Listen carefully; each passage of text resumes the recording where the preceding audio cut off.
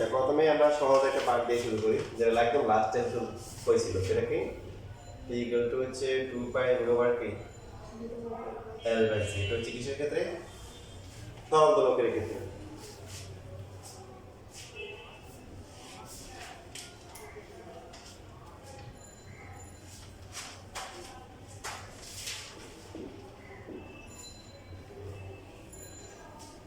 Next week ইনশাআল্লাহ তোমাদের এই চ্যাপ্টারে সিকিউরিটি দিব।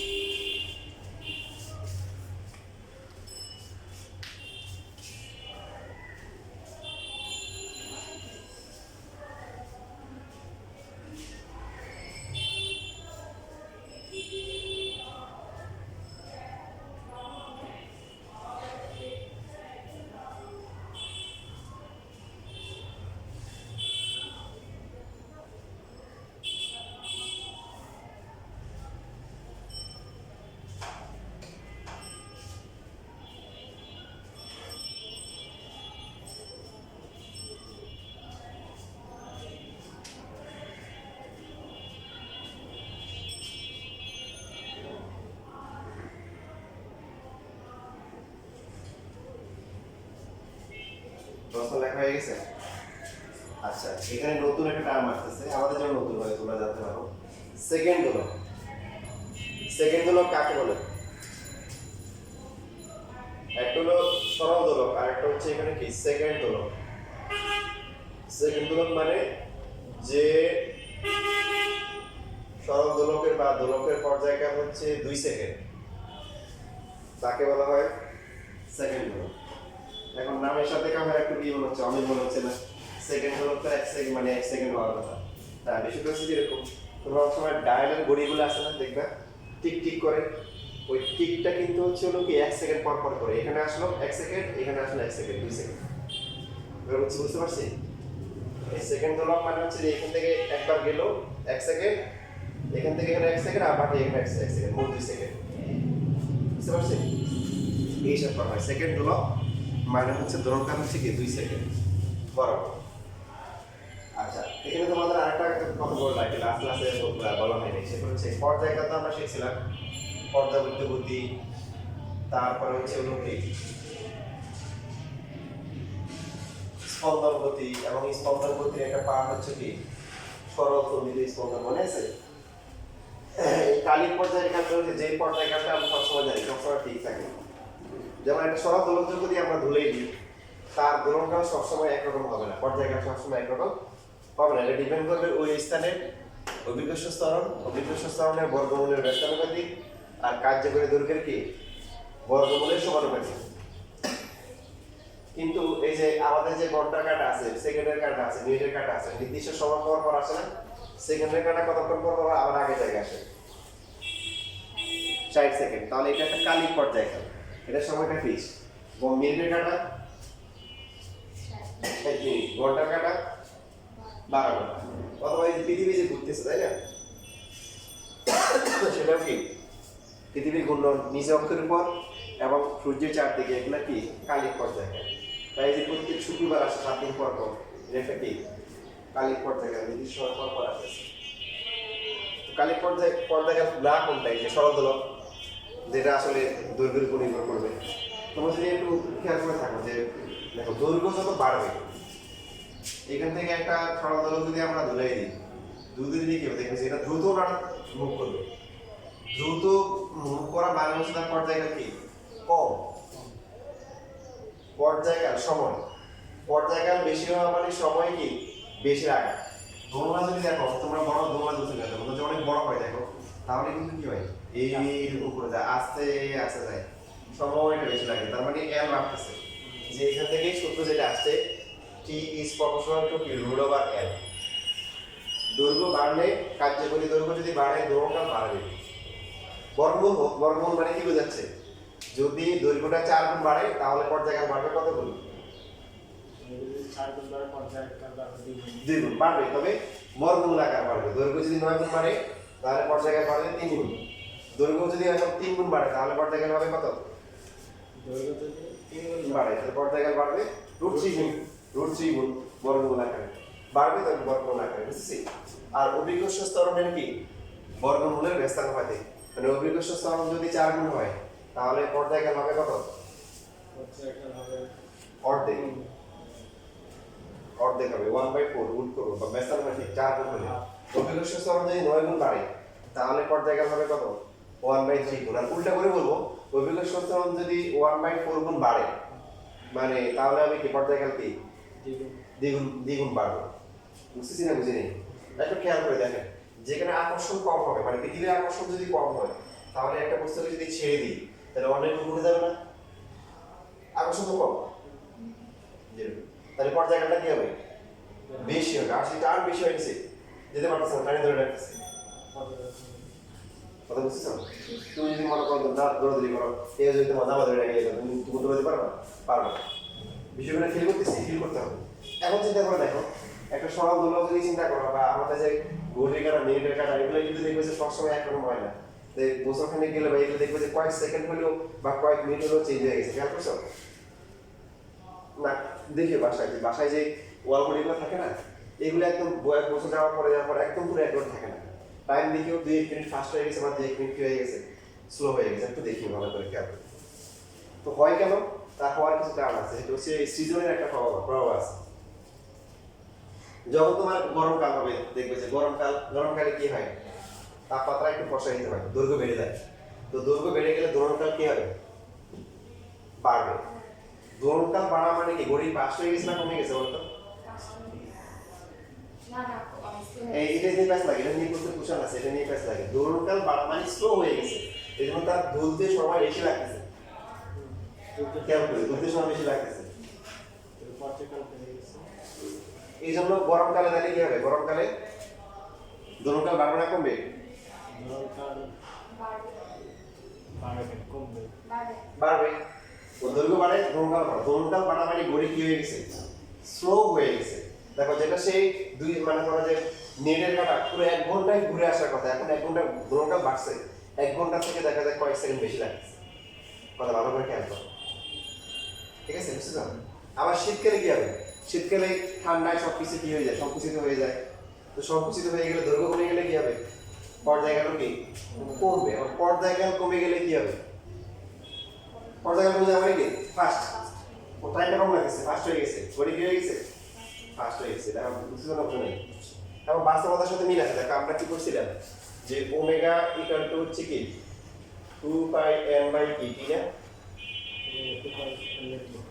ওমেগা এটা কত? 2 pi by t equal to কি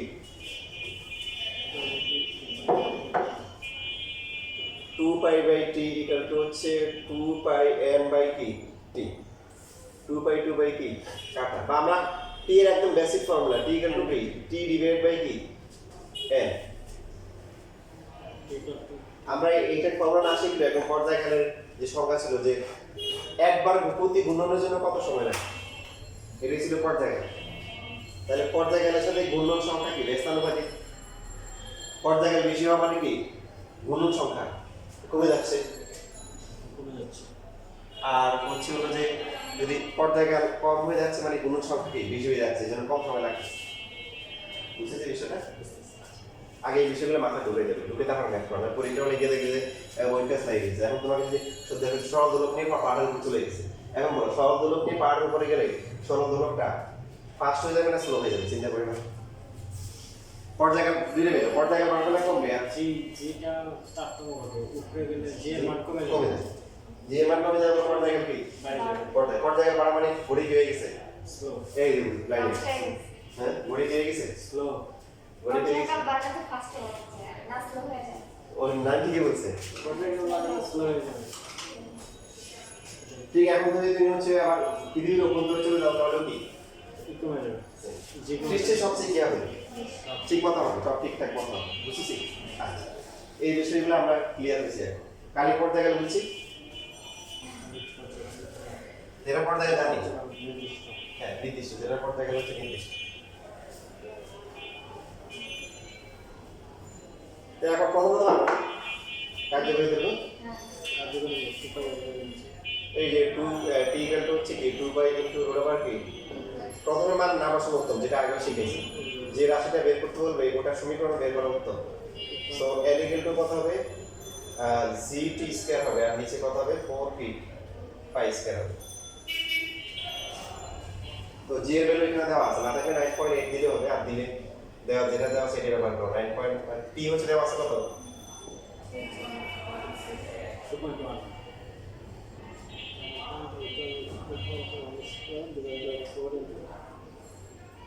ডিভাইড বাই হচ্ছে কত 4 ইনটু 3.1416 স্কয়ার।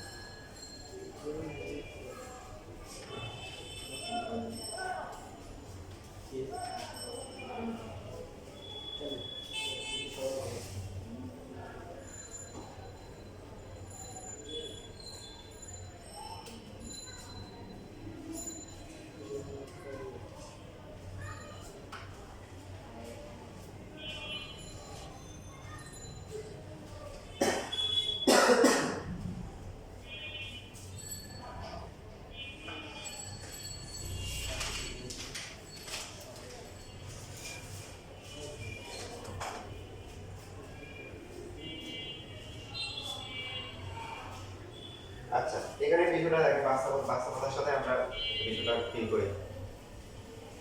আমাদের একটা মিনিটের কাটা বা ঘন্টার কাটা সেট করা থাকে, যে শুক্রটা এত সময় করে কি ঘুরে আসতে লাগে। তোমার তো মিনিটের কাটা হচ্ছে যে সে প্রতি মিনিটে প্রতি হচ্ছে হলো কি মিনিটে একটু একটু করে আসবে। সাপোজ তার জন্য সেট করা আছে, তাহলে 60 মিনিট পর সে কি হবে এখানে। তো একটু ডিসটেন্স তার জন্য কি থাকে ফিক্স থাকে যে সে 1 মিনিট একটু আসবে।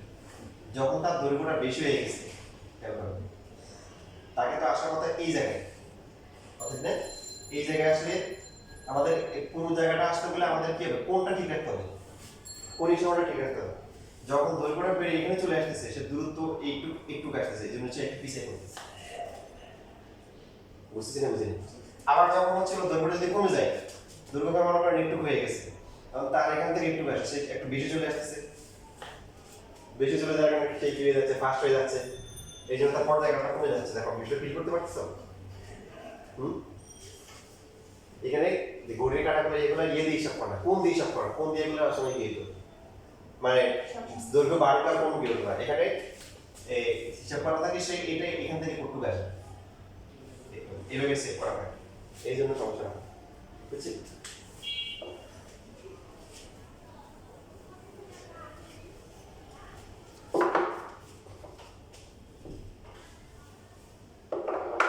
এখন হচ্ছে দৈর্ঘ্য বা কার্যকর দৈর্ঘ্য 2% কমিয়ে দিচ্ছে, কিন্তু টাইমটা বেশি হয়ে যেতে পর্যায়কাল, কারণ সেকেন্ড দোলকের পর্যায়কাল কত? 2 সেকেন্ড। দৈর্ঘ্য বেড়ে যাওয়া তো 2.1 হয়ে গেছে। এখন সে কি করতেছে, দৈর্ঘ্য বেড়ে গেছে, দৈর্ঘ্য কি কমানোর জন্য 2% কমিয়ে দিয়েছে। তাহলে বর্তমানে দৈর্ঘ্য কত? L প্রাইম ইকুয়াল টু হচ্ছে L মাইনাস L এর কি 2%। L কত ছিল?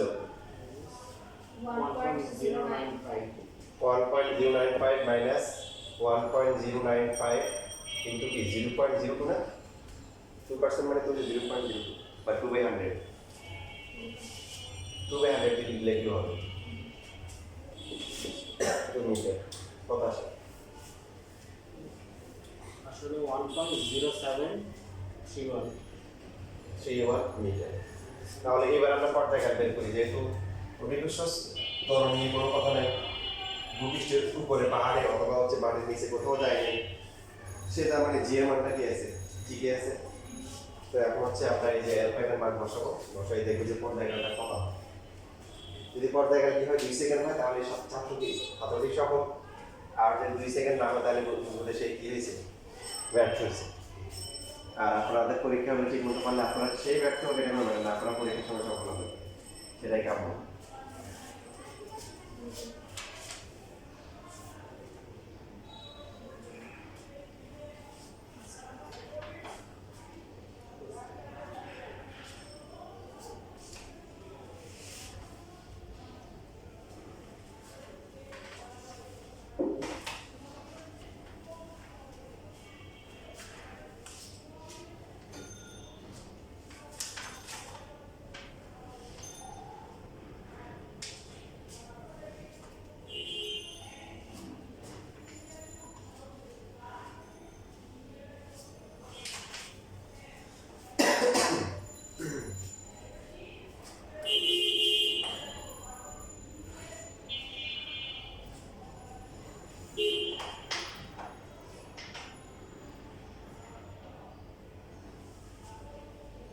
লেখা শেষ? কত আসছে? 0। তার মানে কি সফল হয়নি এখন পুরোপুরি, তাই না?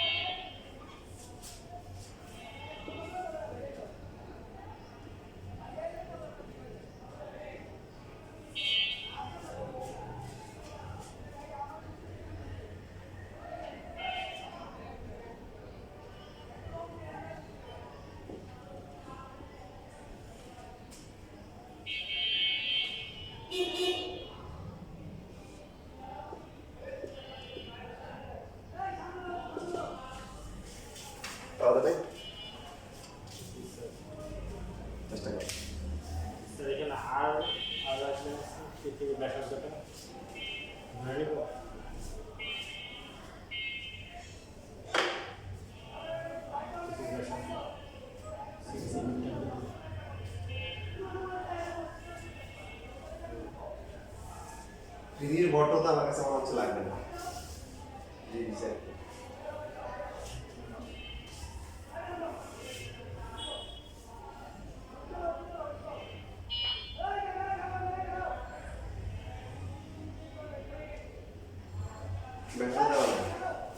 বের হতে লাগবে না, তোমরা তুলনা করে বের করো।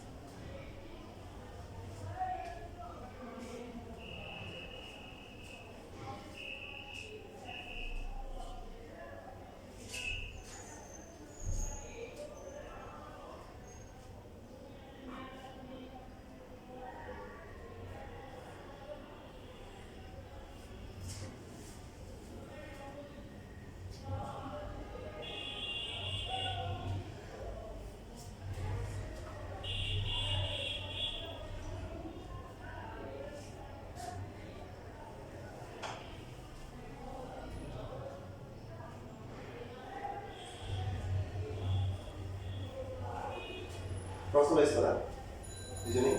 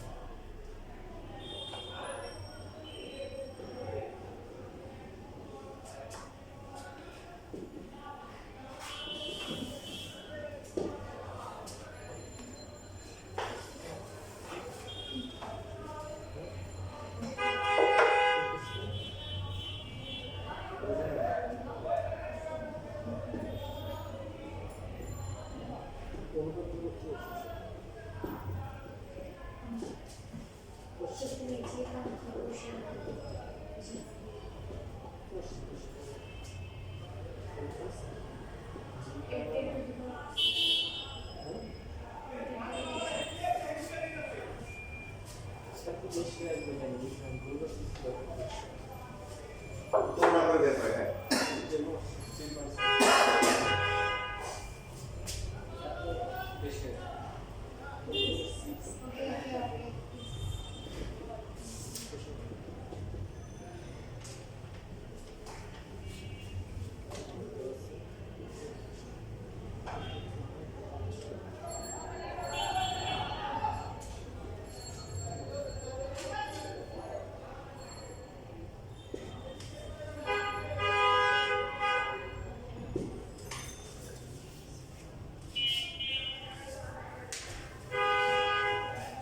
আরেকটা করা হয়ে গেলে এগুলো করবো, এই যে আরেকটা কিছু দেখা।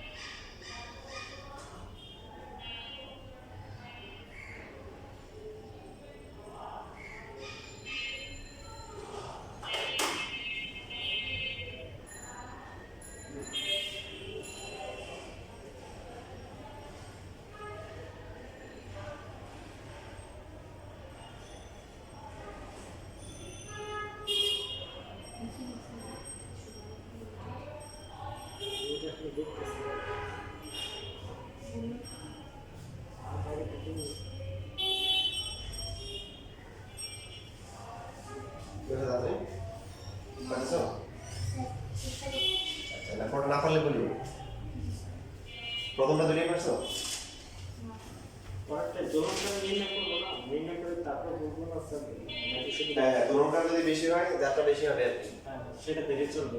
সেটা হচ্ছে হলো কি ধীরে চলবে হ্যাঁ সেটাই তো